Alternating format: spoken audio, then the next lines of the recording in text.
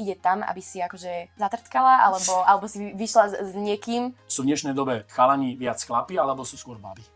Baby, no. Je vaša chyba, že sa tak nechovajú. Pretože vy ste tie, ktoré si majú určiť nároky, ten štandard. Vy ste tie, ktoré by ste mali povedať, že dobre, dám ti svoje telo, ale najprv chcem vidieť toto.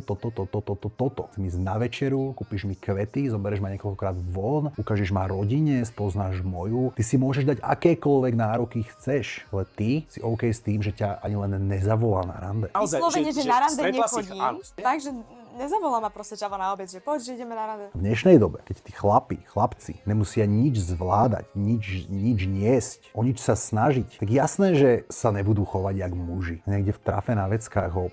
Keď je lovatý, tak... Keď je lovatý, na to musí byť čavo lovatý, aby ťa nebral ako escort. Chápeš? On sa nemusí chovať ako chlap, aby ťa mal. To je tvoja chyba, že není chlap.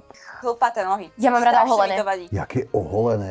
Vy fakt chcete buzerantov? Ste naozaj pokazená generácia, vám sa nepáčia muži, vám sa páčia buzeranti. Vy si hľadáte kamošky, ne mužov. No akože ja mám rada, že proste, že keď je celý taký, že oholený všetko, že úplne, že taký čistúčky, áno. Ale zas Ty si nájdeš chlapca, ktorý vyzerá jak bábätko a potom sa čuduje, že sa chová jak čajočka, alebo ty si našla čajočku, ty si našla chlapa. To je hrozné, proste vám sa páčia buzeranti. Vy sa sťažujete, že sa muži nechovajú jak muži, ale sa bavíte s buzerantmi. Lebo ty si našla čáva, ktorému není trapné chovať sa jak čajočka, pretože vyzerá jak čajočka. potom ideš von a...